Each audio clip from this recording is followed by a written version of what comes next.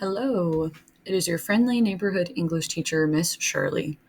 This will be a recording over the Unit 1 project for sophomore ELA. So I'm looking at the upload for Google Classroom. The order and where things are located might be a little different, but you should have access to all of the things that I show you today. So first you have a bit of a description. I'll get to that in a second. Here where it says Shirley Unit 1 project, those will be the directions. It will also include a little bit of the rubric, choice board. There are examples there, as well as the graphic organizer. Please keep in mind that the graphic organizer, there will be a page that needs to be done on paper as it can't be edited in the Google Doc here. Where it says phenomenon, Mothman, that is an example graphic organizer, so you could see how one would be completed. Where you see student template, that is an editable Google Doc.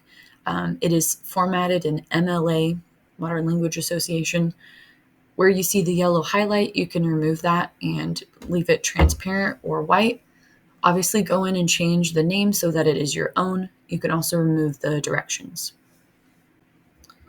Here in Google Classroom, you'll have your own copy of the rubric. That's what I will use to grade. This is worth a total of 55 points. At the moment, when I'm recording this will be due Monday, September 29th at 9:55 a.m. So that would be after advisory has ended, to give you a little bit of time to ask questions, address concerns. So that day would be email, because travel days are only Tuesdays, Thursdays, and Fridays. If you've been gone, you'll have the time that you were gone plus a day as long as the absence has been excused. If it's an unexcused absence, extensions wouldn't be made in that case. So I'll just go through the directions here. So overall, you're delving into the realm of the supernatural, mythological creatures, and conspiracy theories. You're going to be putting together a narrative style piece of writing, and it will explore perception versus reality. I know it says essay here, but you'll have some different options actually, so you don't have to write an essay. So with your chosen event or conspiracy, make sure that you're using first person point of view. So it doesn't necessarily have to be you in the story, but the main person talking, the narrator, should be seeing the story, the events through their eyes. You're welcome to use a nonlinear plot structure, but just make sure that your story makes sense and actually tells a story. So the list of topics that are here, you can kind of choose from. I would recommend going with something that you have a little bit of background knowledge on. That way you're not having to spend a whole lot of time figuring out what it is, what it means, the history of it. If you have an idea that isn't here that you are really interested in writing about, if you would just kind of run that by someone, you can email me. I also trust the discretion of our class para or, if the substitute, if they want to weigh in, give their 2 cents. But I would kind of like to have your topic approved. Hopefully this has already been done. If we were in class, but if you were gone or we didn't get to it, get someone to maybe just look at it and make sure that it would be a good idea for this. So here in these lines, you have space to put in what your phenomenon, so like what your topic is that you've chosen, right? So the list of phenomena that you can choose from is here. So you're just narrowing it down, telling me which one you are going to complete. And then kind of begin thinking about what role is it going to play? Is your alien going to be an antagonist? Will it be a side character? Will it be your main character, your protagonist? I don't know. So you are going to be asked to use some literary devices. This might include foreshadowing, irony, symbolism, imagery/figurative language, and dialogue. Here in parentheses where you're seeing highlight in the color, in your final draft, if you would highlight the instances where you've used these literary devices, that way I don't have to second guess and wonder if you meant to put it in, right? So you'll see it in the examples, all of the different colors of highlight. That's what it stands for. So in your final draft, we would be looking for the highlight. I'm going to continue scrolling. You'll see the rubric, you'll see the choice board, some graphic organizers. So here are your 3 different options. You can give a news report, and you can click into here, and I have a news report. All my examples have to do with Mothman, so there you go. Your second option would be a diary or journal entry. We would have 3 to 4 of those. And then your third option is for a traditional essay.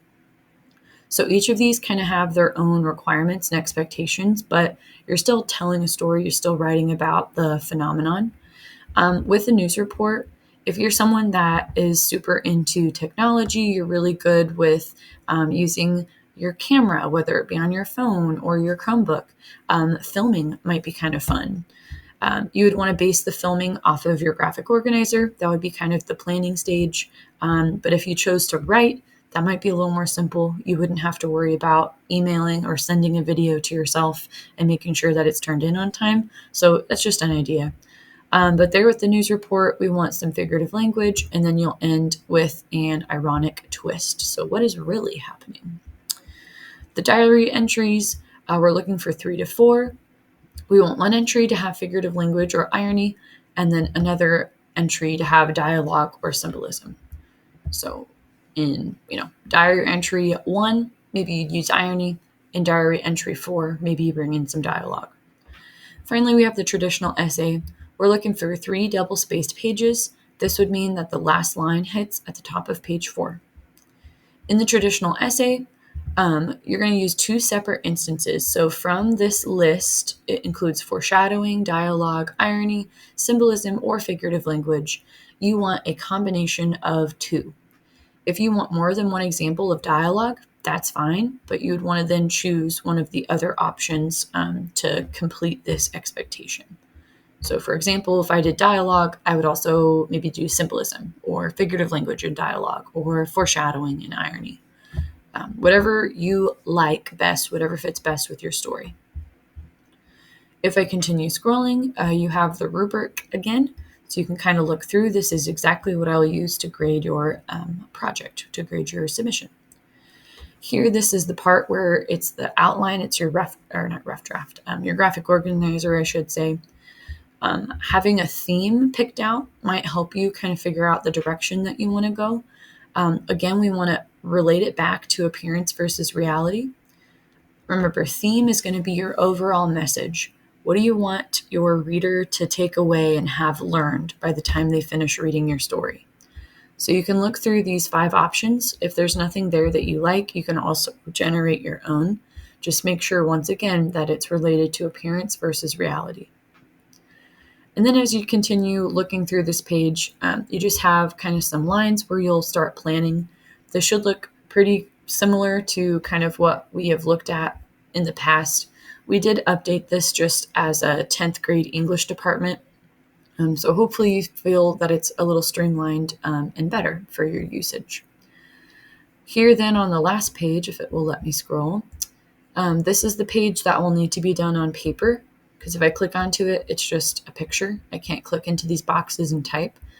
So this is the one, story plan, make a bulleted list in the boxes below. That'll be the one that you want to do on paper. With these planning pages, you don't have to write in complete sentences, but just make sure that you will be able to go back and understand your writing, because these will be very important when you go to do your rough draft and your final draft. So that's just kind of a quick little run through of what you'll see there. If I just click into this example graphic organizer, it just kind of shows the planning process that went through in order to prepare to write the traditional essay. This you could also apply to the other examples, but all the examples have to do with Mothman. That was the chosen phenomena for my options. You can click into the links and it will take you to that example, so you can kind of see what it looks like. All right.